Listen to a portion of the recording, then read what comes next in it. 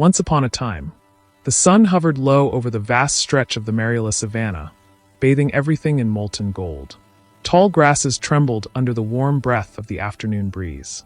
Near a cluster of acacia trees, moving no faster than a drifting shadow, lived a tortoise named Toby. Toby was known among the animals as the quiet one, the gentle wanderer who never hurried, never complained, and never caused trouble. His shell, rugged and weathered, bore the rich patterns of age, though he was not old by tortoise standards. His wise brown eyes took in the world with calm acceptance, and though his steps were slow, his mind was steady and perceptive. Every morning, Toby rose with the sun. He stretched his neck, blinked owlishly toward the horizon, and began his peaceful trek through the savannah.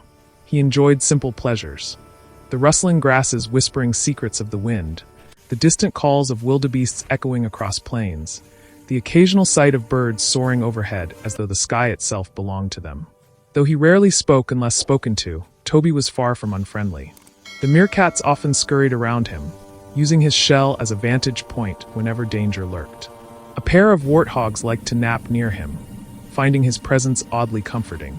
And the young antelopes, curious and reckless, often walked alongside him, peppering him with questions he answered patiently, even when their excitement outran their logic. Toby lived a life many would consider uneventful. But to him, it was full, each day an adventure in its own gentle way. WR. A dry wind sweeping from the east. A few brittle blades of grass snapping under the feet of zebras. The animals noticed it first in the watering holes. Places that were normally rich with cool, glittering water began to shrink. The mud around their edges grew crusty. Birds chirped nervously as they skimmed the diminishing pools. Days passed. The sky darkened but offered no relief. Thick clouds loomed without bursting. The earth grew thirsty. And then the drought arrived in full. It came with a merciless sun and unforgiving air that sucked moisture from soil, leaves, and spirits alike. The once lush grasses turned brown. The acacia trees drooped. Animals walked farther and farther to find water, only to be disappointed. The elephant herds began migrating north. The zebras followed. Even the lion prides grew restless, for without water there would soon be no prey. Toby watched all of this with increasing concern. He wasn't like the others. His small frame didn't require much water, and he could endure long stretches of dryness. But even he felt the sharpness of the drought in the air, tasted the dust on his tongue, and sensed the dread below the calm surface of the savannah's daily life. One blisteringly hot afternoon, Toby reached the central watering hole and found nothing but cracked earth. A few frightened spring hares stood nearby, their noses twitching worriedly. "It's gone," one whispered. "All gone," another echoed. Toby moved closer, lowering his neck to taste the air. A stale warmth rose from the dust.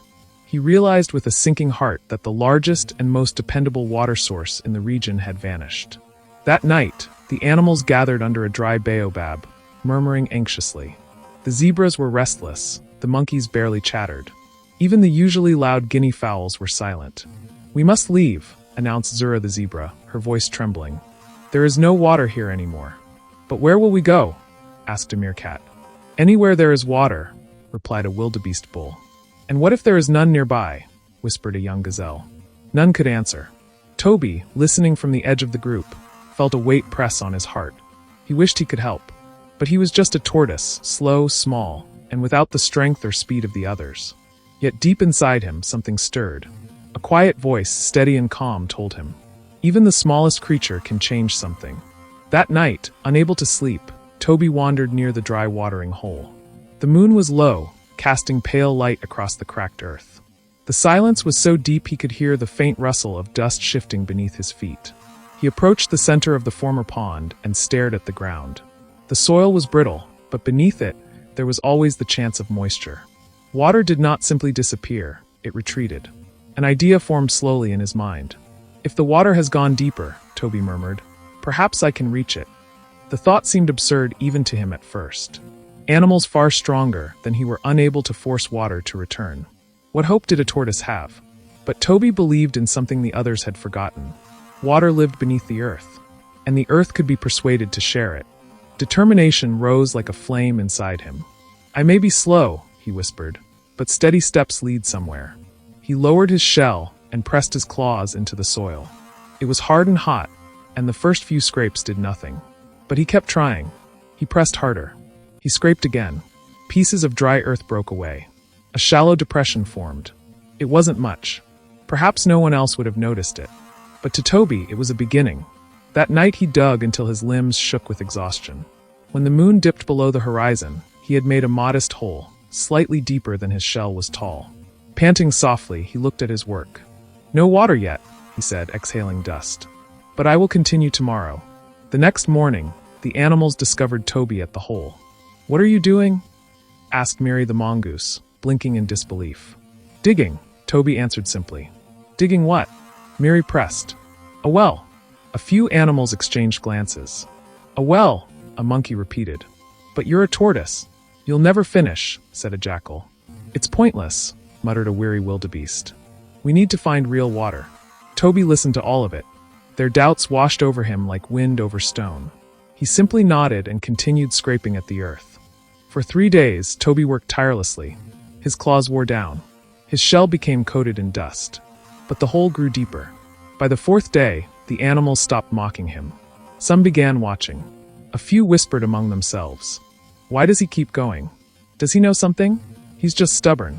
"He's determined," a young gazelle corrected. Maybe he'll actually reach water." Toby said nothing. He saved his energy for digging.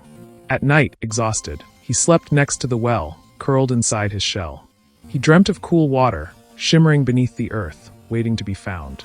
On the 7th day, just after dawn, Toby felt something different. He dug deeper, pressing his claws into softer soil. It was cooler here. Damp. A faint smell rose from it, earthy and fresh. His heart beat faster. "Almost there," he whispered.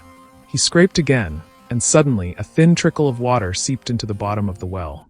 Toby froze, watching in awe as the water gathered, forming a sparkling droplet. Then another, and another. Within minutes, a small puddle glistened at the bottom of the well. Toby's eyes filled with joy. "I knew you were here," he whispered to the water. "Thank you." When the animals arrived shortly after, they gasped in disbelief. "There's water." He did it. Toby found water. The excitement rippled across the savannah. Animals rushed forward, not to drink greedily, but to admire the impossible.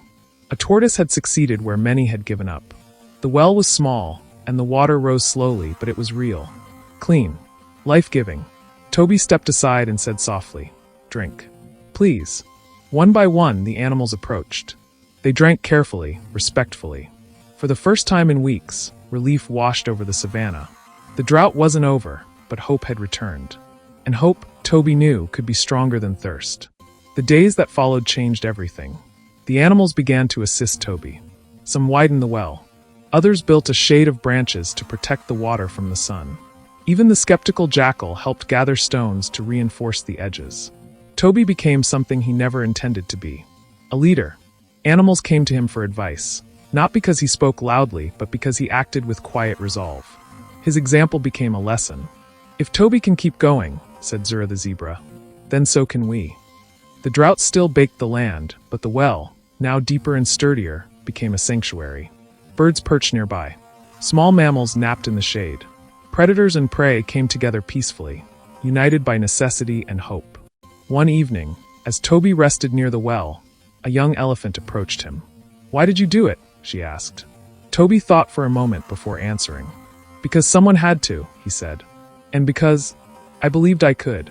The elephant stared at him in admiration. "You are the wisest tortoise I have ever met," she said. Toby chuckled softly. "Wisdom comes from patience. And patience comes from taking things one step at a time." The drought continued for weeks, but the animals endured thanks to Toby's well. Then, one afternoon, as Toby was adjusting the stones around the well's edge, he heard thunder rumble across the sky. He lifted his head, eyes widening as dark clouds gathered at last. A cool breeze swept through the savannah. The air smelled of petrichor, rain's promise. "It's coming!"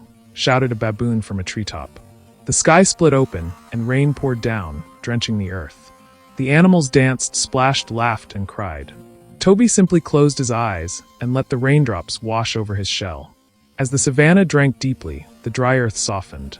Grass began to green within days. Streams reopened. The air filled with life again. Toby's well overflowed, brimming with clear, shining water. The drought had passed, but the memory of it, and of the tortoise who saved them, would remain forever. From that season onward, Toby was celebrated. Animals visited him not only for wisdom, but to remind themselves of what could be accomplished with determination, kindness, and patience. When disputes arose, Toby helped mediate them.